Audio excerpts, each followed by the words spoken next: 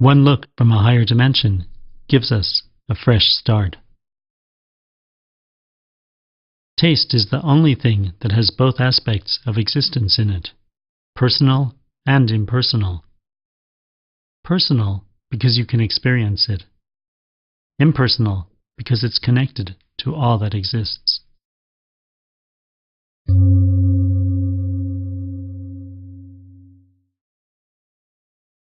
This body sitting here, some years from now it will go back to the soil.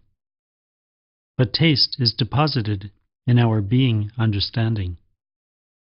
Being understanding is the eternal aspect of us. Every moment of taste is deposited in your eternal aspect, and you never lose it.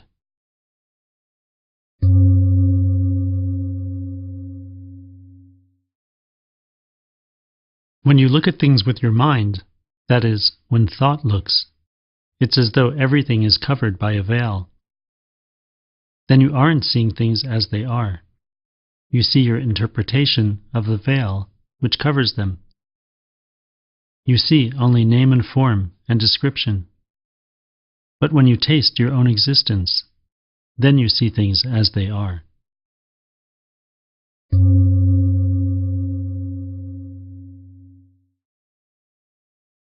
In your ordinary, mechanical level of consciousness, you can't really say, I exist. Because when you say I, you are referring to the fragmented aspect of yourself, to your name and your body. But what is that body and name? A vibration.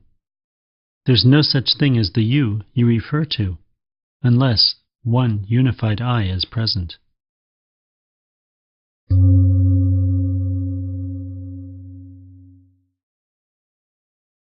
Understanding is prior to words, prior to knowledge. Understanding has to first be there. Then I can manifest it. And then it could be helpful to others.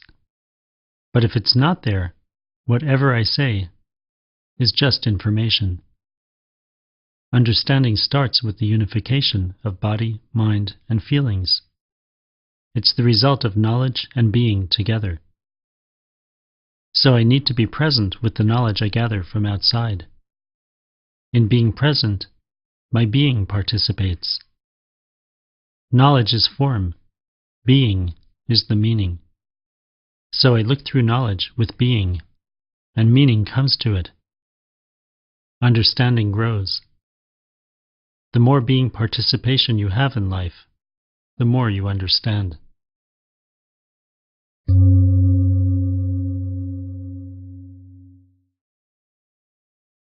A man found a gold coin and put it in his pocket. After a little while he doubted that he had really found a gold coin. He put his hand in his pocket, but it wasn't there. He did it again. Still not there. He kept on doing that until a passerby said, "What's the problem?" "Well," he said, "I found a gold coin and put it in my pocket. But now that I'm looking for it, it's not there." The passerby said, "Put your hand in the other pocket." The man did so, and there was the gold coin. That's how we are. We receive something real, but then we want to look into our mind to find it, in our thoughts. We look, and it's not there.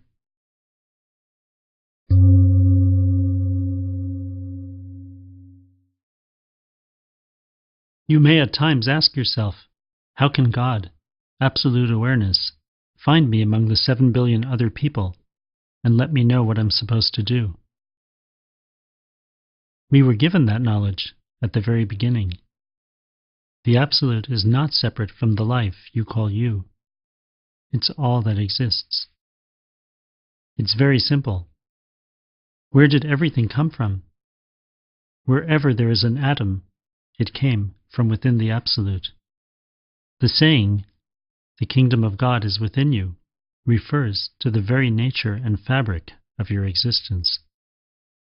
That's the reality of who we are. Timeless, immortal existence. At the same time, we have this relative nature, that's subject to the law of constant change. And every moment, it's playing a new melody.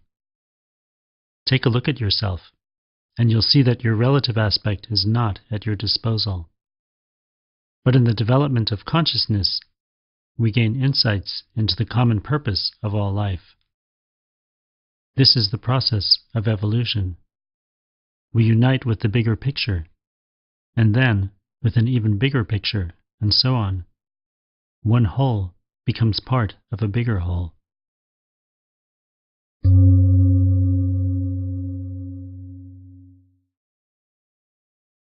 The whole is not a collection of all the parts. The whole is independent of the parts. The parts exist because of the whole, but the whole does not exist because of the parts. When you comprehend this, the curtains fall away. The curtains are your identification with your name and your form. As long as you think you are this body and this name, your eyes are closed to reality. When you come to the body, when you actually know you have a body, you know you are not this name, not this body. Then what are you? No matter what name you put on it, if you look, you'll see you're not that. You can only identify with what is not with what is. Because what is beyond comprehension. It is formless, yet gives reality to all form.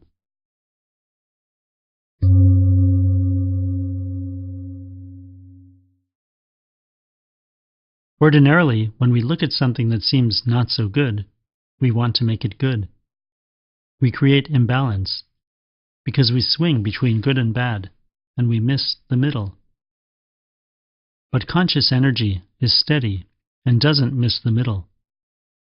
The middle is the interconnectedness of all aspects. It's the connection between mind and body, between consciousness and mind, between consciousness and the body, between mind and feelings. When we find that connectedness, we feel at home, because it's the center of our vitality, of our I amness, the center of being, knowing, and existing. Body-mind connection, by inviting conscious energy, eventually brings our mind, feelings, and body together. That center, the union of these three, connects us to our real I. All day long, we all use the word I, but almost always, it's just a word we use. But when mind, body, and feelings are connected, the I is real. You taste that reality as I exist. You know you exist, and that is freedom. We have to practice body-mind connection. Work with it. Keep going with it, and you gradually discover a new way of studying, a new way of relating, a new way of connecting. This newness is called taste. We experience taste inside. While taste is present, we have the wisdom to do what is needed.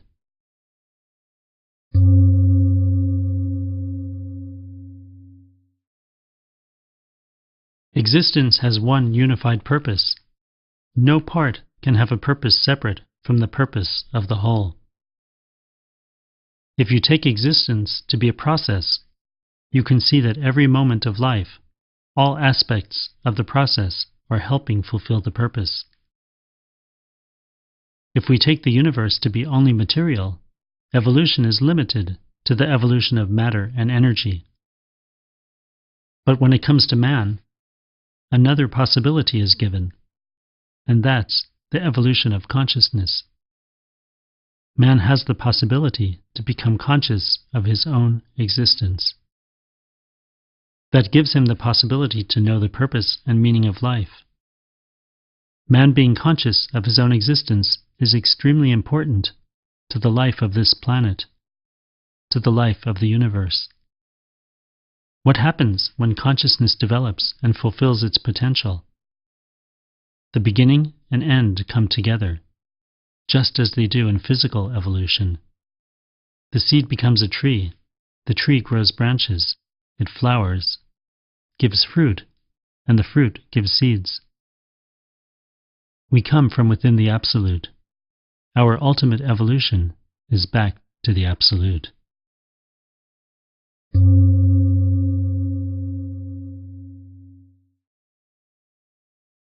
When your eyes open to what is taking place around you on this planet, you may see that the only solution is for us to find the right attitude towards life. We can't have a correct attitude just by someone telling us about it, because our own crystallizations don't allow us to hear. We have to first see through our falseness, to make room for a new way of thinking. If we come to that, we can see that truth is something we have to experience. We have to exist in order to receive it. Truth is a property of being. It doesn't belong to words and concepts. It's a taste that belongs to something real in you, that functions with no associations, without like and dislike, something that can see objectively. When you see things as they are, and yourself as you are, you understand the meaning of the truth shall set you free. Your aim becomes to have your being manifest in your life as much as possible. Then you can appreciate this planet Earth as a school, because no other place could show you so clearly how much you need to develop. When you see and accept your own confusion and non-understanding, they become fertile soil in which the seed of consciousness can sprout.